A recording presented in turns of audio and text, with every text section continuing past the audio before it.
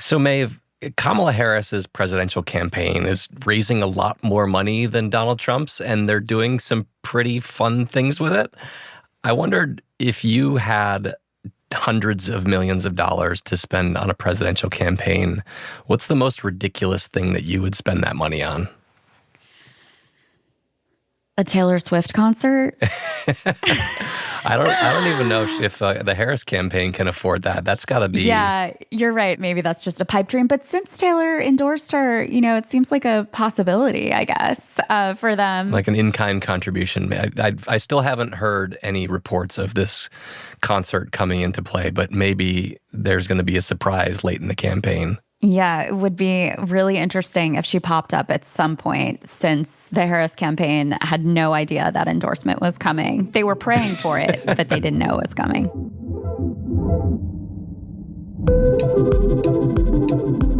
Welcome to the Campaign Moment from The Washington Post. I'm Aaron Blake, senior political reporter and writer of the Campaign Moment newsletter. It's Tuesday, October 8th. And today I'm joined by Maeve Reston. Maeve is a national political reporter covering the 2024 campaign and the politics of the American West. Hey, Maeve. So good to be with you guys. So today's show is about something we don't talk about a whole lot on this podcast, and that is campaign money. Vice President Kamala Harris's campaign and the Democrats are currently outspending former President Donald Trump's campaign and Republicans by a wide margin. That's according to a new Washington Post analysis. So we wanted to break down what the campaigns are spending their money on, what it means, and whether the spending gap between the two parties could ultimately make a difference in what is still a very close race. So Maeve, I'm excited to talk about this because campaign finance is something that I used to get really excited about. Like, the reports would come out midnight on the given day, and I'd sort through all of them, and I'd try to find little nuggets that would give us some clues about where the campaigns are going and who's up and who's down, what campaigns look strong. But today I want to lean on you because I don't watch this stuff as closely as I used to. You've been covering campaign finance a lot this cycle, and you've also been on the campaign trail covering the Harris campaign. Are you seeing ways in which this financial advantage presents itself out on the campaign trail? Like, are there certain things that you see about how the Harris campaign does things that tell you that they're just flush with cash right now? Yeah, it's been really interesting just going to some of her rallies because, usually at this point, the campaigns are trying to spend, all of their money on ads or their ground organizers. And it is just clear that she can kind of flex that money advantage. I was at a rally in Nevada with her recently, and I counted in the line a dozen misters that were... Mister, like spraying water on people. Yes, like these sort of fans that send out this jet of cool mist over people as they're waiting in line, in 100-degree weather sometimes for hours. The lines themselves are shaded with these white tents that you might see, at an event to keep people out of the sun. At the rallies that I've been to in North Carolina and a couple of other ones, there have been DJs outside getting people warmed up. In Charlotte, they were playing Motown Philly and, Great song. Poison. People were just dancing in line under these tents. And as people go in the door, they get these light up wristbands that you might see at a concert, which a campaign aide was telling me are synchronized to the music. So sometimes certain sections of the stadium, as speakers are speaking or as she's speaking, will light up. And Kamala Harris's campaign has also done extra things to try to get the attention of, voters who maybe are not tuned into politics at all. One example of that was that she had an aerial drone show over the Philadelphia Museum of Art just before the presidential debate. And it lit up the sky with messages like Madam President and her signature line, "When we fight, we win," and "We're not going back," which is her standard call response line at the rallies. So you just see all of these little signs. Obviously, none of that costs as much as the TV ads do, but she has like the money to add all these extra frills to make it like a really fun experience for the people going to her rallies. I'm glad you said that. Is it a situation in which they just have more money than they know how to spend, or do they actually see benefits from doing these kinds of things? The drone show and the light up bracelets and things like that. Well, I think what it is that because they have this extra money, they feel like they can do things like the drone show to try to reach people in different, corners of America that might not otherwise be plugged into political messaging. And then on the other side, it's just about, really energizing their supporters and making sure that they are excited and want to get out in November. That's really interesting. I know we said at the top, we mentioned that there was a big fundraising disparity in this campaign, but I want to break that down a little bit because I think that a lot of times these numbers are pretty impenetrable to people. Like you'll see reports about this candidate raised X amount in the third quarter and this candidate raised X amount in August. Can you just break down for me how much more money the Harris campaign has than the Trump campaign right now and how much more it's raising? Yeah. The most recent campaign finance reports that we have, which are the reports that they have to file to the Federal Election Commission, so they're verifiable numbers, are from August. And in August, Harris outraised Trump by more than 4-1. So that's just a huge advantage. Now, of course, that is just her campaign alone. So that doesn't count like the RNC, the Republican National Committee, and the Democratic National Committee that are spending now in coordination with the Harris campaign and the Trump campaign. But even there, if you combine what the Harris campaign raised and the DNC, they raised $258 million. And then the Trump campaign and the RNC together raised $83 million. So you can see that it's really across the board. And my colleagues, Michael Shearer, Josh Stassi, and Ence Morse did a really great piece kind of breaking down the spending itself. And in that piece, they found basically that the size of Harris's campaign is basically like 3 times as big as Trump's campaign. So that just gives you a sense of the scale and how much bigger the organization is, both in staff, what they can spend in ads. There's just a huge money advantage there. Yeah, I wanted to dive into that a little bit more because this is really interesting to me. I think at the beginning of this cycle, there was a lot of talk about how Trump's campaign was a little bit more of a professional operation than it used to be, especially relative to the 2016 campaign where he kind of came out of nowhere and relied a lot on social media and digital ads and things like that. There was a lot of talk about how Trump's campaign was really taking this more seriously and was kind of more of a traditional operation. So is it more that the Harris campaign is just that big, or is it that the Trump campaign is also pretty small? Well, I think that the Trump campaign certainly prides themselves on being a leaner, more efficient operation. James Blair, who runs the political side and oversees all of the ground game stuff that's happening, talked about how when he came in, he did actually an audit of the 2020 campaign and looked at all of the ways in which he thought that previous campaign wasted money, basically, whether it was having too much ground organization in the states, or he drilled down the numbers to like how much it cost per vote. And so they came in with a mandate to run like a much leaner, more efficient machine. And that's what they're doing, relying a lot on some of these outside groups to help them with the ground game. But I think the other thing that we have to remember is that Biden did have a bigger operation from the beginning, but he also was struggling toward the end to raise as much money as he needed to support that operation.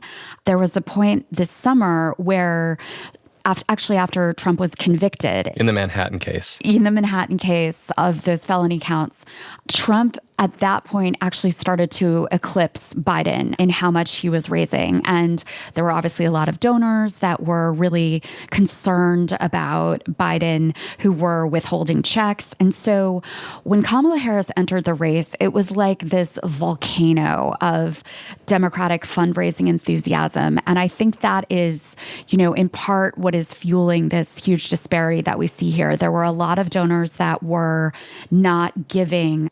Her aides have said that almost 3 million donors who contributed in August, that about a third of them were giving for the first time this cycle. So there's that newness, that freshness, and that is in part driving the disparity that we're seeing. One thing I'm really interested in these numbers, and you mentioned it when you were going over the kind of top line numbers of how much money these campaigns have, is that the Trump campaign is relying a lot more on outside groups, on super PACs that are running ads for them. The kind of drawback here is that those groups, whether they're running ads or doing a ground operation that's helping the Trump campaign, they're prohibited in certain ways from coordinating with the Trump campaign. So the Trump campaign has less control over them. They might have different priorities than the Trump campaign that don't exactly match up. Can you just talk a little bit about what it means that all of this money that kind of helps them close the gap, at least somewhat, is being spent by these outside groups rather than the Trump campaign or the Republican National Committee themselves?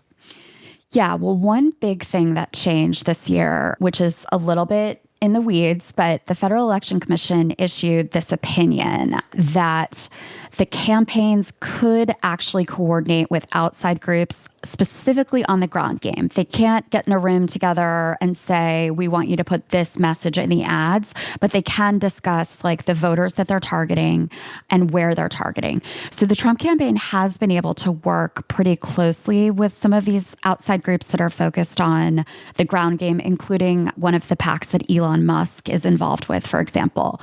So on that side, there is some permitted coordination.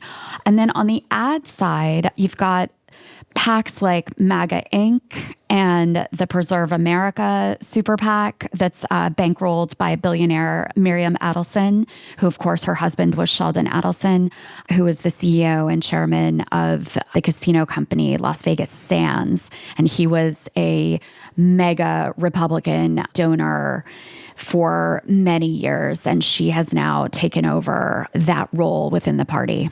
And that group is planning to spend as much as $100 million on ads this cycle. But what's interesting is that they are run by people who have been in the trusted Trump orbit over the years. And so I think there has been like a real alignment in the sense that they take their cues from the messaging that Trump is putting out there and then kind of adapt that into their ads. So for example, we've seen MAGA Inc., which is basically bankrolled by Timothy Mellon, the reclusive heir to the Mellon family, doing a lot of ads on immigration, for example, echoing Trump's message that Kamala Harris has allowed this, invasion across the border and that she would be weak on immigration. So, I think that the messages have been targeted in that sense that they do align, but there is, of course, a huge risk there. And we should mention that the Future Forward PAC on the Democratic side, which is totally an outside group, is doing a lot of the messaging for Kamala Harris's campaign. But again, these are people that are, have been in the Democratic orbit for so long that there's a bit of a mind meld. I think the bigger question is whether these outside groups that the Trump campaign is relying on from the ground game really all have their act together. Mm-hmm. And, even with that coordination, if they can follow through on the kind of things that you need to turn out voters in those final important days, as much as if you had an in-house operation, you'd have a lot more control and be able to see, the reports back. And they will be able to see some of that, but it's just a riskier gamble. And it's something that Republicans in the states are a lot more nervous about this cycle. Yeah. I think we should note that people might be wondering why this money is going to super PACs instead of the campaigns. The advantage of super PACs, of course, is that they can raise unlimited amounts of money, whereas the campaigns are subject to contribution limits. So you have to rely on millions of voters to fund your campaign, but you can have somebody like Timothy Mellon or Miriam Adelson come in and drop tens of millions of dollars in a super PAC and basically fund the entire thing. And so that's why these super PACs help Trump close the gap. It's with much fewer people being involved, but it ultimately is a very substantial amount of money. The other thing that I was really thinking about as you were talking about, the mind meld that exists between the super PACs and the campaigns, this has really been a process for campaigns over the years. Like, they've figured out ways to get around the rules as far as not being able to coordinate between the campaign and the super PAC. So I'm remembering a number of years ago when these campaigns started posting random B-roll of their candidates on YouTube so that these super PACs could take that footage and use it in their ads. There was a campaign organization that opened up a Twitter account that basically nobody followed and nobody knew about that would post coded messages directing their allied groups about where to spend money and how to spend money. And so you technically can't directly coordinate, but there are ways to get around this. And as you mentioned, these super PACs can certainly take their cues from the things that the campaigns are saying and, where they're spending their money to get a sense for what's desired by those campaigns.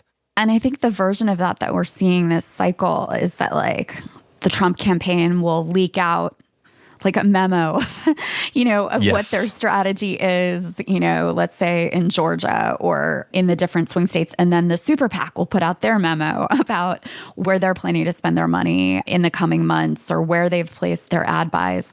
And the other thing is that the actual super PACs themselves, like MAGA Inc. and Preserve America, are coordinating very closely. So in some cases... Coordinating between themselves, like with each other. Between themselves. Not with the campaign, yeah. Exactly. So that one of them is spending more in, Michigan, Wisconsin, Pennsylvania. The other one's spending more in North Carolina, Georgia, Pennsylvania. So there's that sort of division of labor that's happening within the super PACs.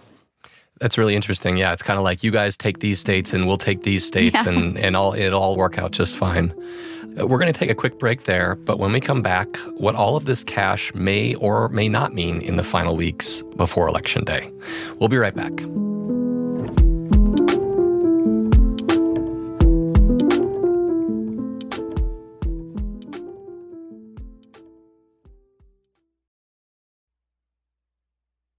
So, Maeve, I'd like to talk now about not just how much money these campaigns have, but where each party seems to be spending money. We've talked before on this podcast about how the Trump campaign strategy seemed to be focused more on Pennsylvania, North Carolina, and Georgia, kind of the eastern swing states, while Harris's campaign seemed to focus more on Pennsylvania, Wisconsin, and Michigan, so kind of the northern swing states.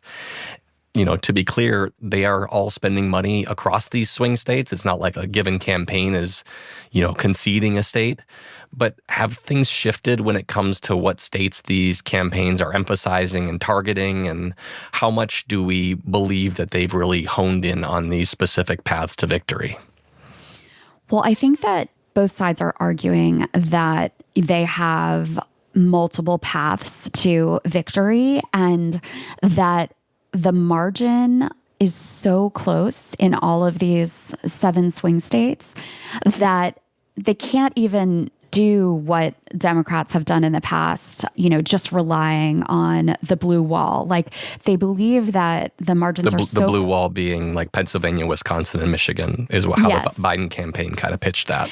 Yes. So they are basically arguing that, they have to make a push in all of these states. They can't just rely on one path or another, and I think that the Trump campaign also sees it as being that close. We still are seeing the most money, according to Ad Impact, on ads being spent in Pennsylvania and Michigan and then Georgia, but a lot of money also being spent in North Carolina.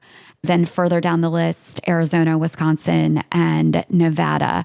But you also see the candidates. You can kind of, watch the patterns by where the candidates are going. Kamala Harris has been to Nevada now. She was there the week before last. She's going to be there again this week. It's certainly not a state that they are ignoring, even though it kind of usually tends to be prioritized less. So you really do see this kind of all-out sprint in all of these states.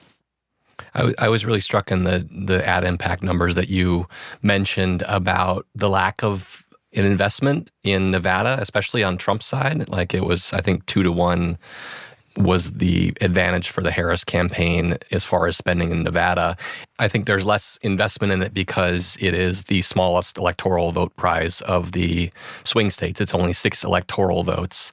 But that can wind up mattering in a very close race, which looks to be what we have at this point. Absolutely. Maeve, I also wanted to talk to you a little bit about money outside of the presidential race, specifically in the House and the Senate. These are, of course, very close races. The House Republicans have a very slim majority in the House.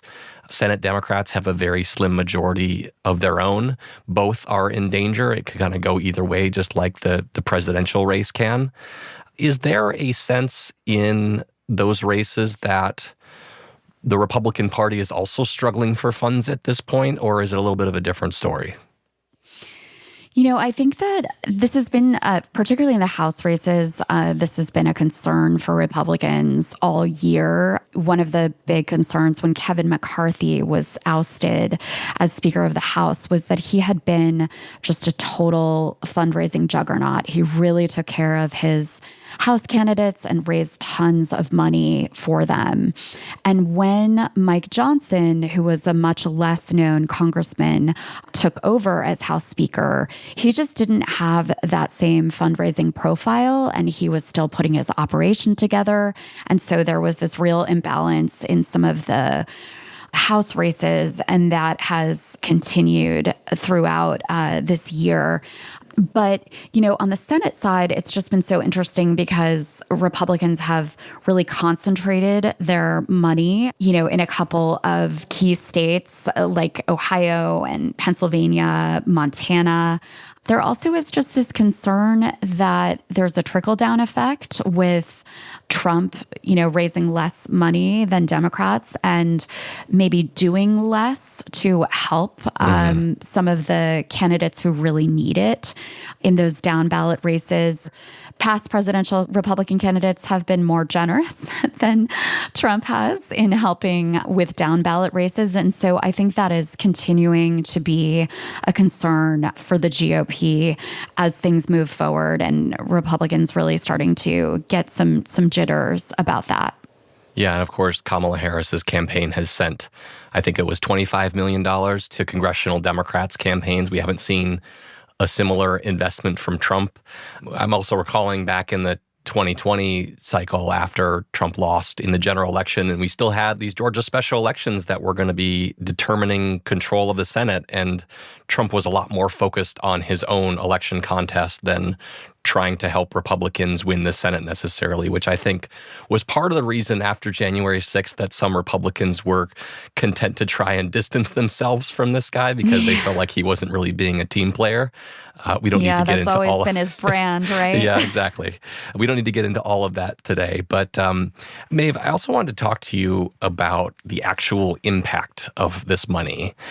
I think that after the 2016 election, Donald Trump was pretty well outspent. And of course, he won. And there was a lot of talk about does campaign money actually really matter in politics anymore? We're so polarized as a country, and you can get your message out in so many other ways that are pretty cheap, social media, things like that. It's been interesting to me that Democrats have been spending more than Republicans in this election cycle for a while now. We reported last October when Joe Biden was still in the race that he was planning to spend tens of millions of dollars to boost his poll numbers. And of course, that didn't really seem to work very well. What's your take on how much this all matters and could make a difference in the end? Well, I think that's what we're all watching for. I mean, it is so striking the numbers that we've been talking about and the fact that they, really haven't moved Harris in any significant way ahead of Trump, that the race is still basically a tie, even though she has this enormous spending advantage. And I think that that does reflect, as you said, where we are as a country, how polarized the electorate is, how baked in the electorate is. I mean, I think it'll probably knock our socks off when we see how much was spent per vote at the end of this cycle. But, she has been able also, as we mentioned, to spend so much more on digital ads, desktop and mobile, almost a 3-to-1 advantage, as my colleagues found in their spending story. So we'll see if those messages get to that tiny sliver of voters that they're trying to persuade. But it is really striking that there's so much money being spent for so few people, changing their minds. Yeah, the way I look at it is always, of course, it matters to some degree. Maybe it doesn't matter as much as it used to. It's not going to shift the race by 5 points because that's just not the country that we live in right now. Basically, nothing is shifting this race by 5 points. But when you do have a race that's this close and you have enough money to get a little bit of an advantage in turning people out, or you have this money that is going to introduce your candidate, like if you're blanketing the airwaves defining Kamala Harris, that's an advantage right now if you're doing that a lot more than the ads that the Trump campaign and its allied super PACs are running. And so that's kind of why I think this ultimately could matter, even if it doesn't show up as kind of a landslide victory that is commensurate with the financial advantage that they have. Yeah, it'll be really interesting to watch.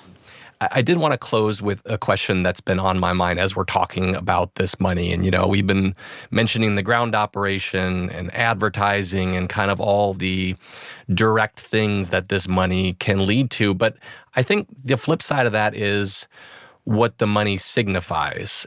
What does it say that one of these candidates is getting a lot more people to contribute money to her campaign? Does that say something about enthusiasm in this race, that Trump is being so far outraised and that his donors really aren't stepping up for him in a way that Harris's are? I think we'll get a better sense of that when we get the next round of campaign finance reports on October 15th. October 15th, yeah. So because a lot of Trump's small dollar donations go through a organization called WinRed. So we'll be able to look at a comparison of his small dollar donors when we get to that juncture by looking at those WinRed reports compared to his past campaigns. Whereas, we have been able to see in more granular detail Harris's small dollar donations because Act Blue, which is WinRed's counterpart, we do have that data. And so we're able to look in a more granular way at this point. But I think it is a real question about that drop off. Trump has always had such a huge small dollar base. And there's a theory out there among some Republicans that I talk to that people have been giving to him for so long that they're just kind of exhausted by it. He was still raising just gobs of money after the 2020 election, supposedly to help him with all of his election fights, for example. And then on the flip side, I do think that some of the excitement for Kamala Harris is just kind of unique to her. Just that organic enthusiasm within the Democratic Party, feeling like they were locked in for so long with Democratic candidates that they just weren't that excited about. And she's someone who is new and fresh, and so she's able to tap into a different audience. But we will be looking at that very question in more detail when we get that next round of reports. I'll be marking my calendar for October 15th, just like I used to all those years ago when I would pour through those FEC reports every quarter. Which is just a terrible thing, no, it's a great midnight thing. On deadline. I don't like the midnight deadline. I feel like noon would be a better deadline for all of us. Yeah, definitely. Maeve, thanks so much for joining us and talking through all these things. It's been really interesting. Thank you so much for having me. I really appreciate it. Maeve Reston is a national political reporter covering the 2024 campaign and the politics of the West for the Washington Post. We are so close to Election Day, and if you want to keep up with everything that you should be knowing about the campaigns, make sure you're subscribing to my newsletter, also called The Campaign Moment. You can find a link in our show notes and at postreports.com. And if you don't already, make sure you're subscribing to the Campaign Moment podcast feed itself. Find us wherever you listen to your podcasts. Today's episode was produced by Laura Benshoff and mixed by Sam Bair. It was edited by Lucy Perkins and Mary Jo Murphy. We'll be back in your feed Friday with our regularly scheduled roundtable. I'm Aaron Blake. See you later this week.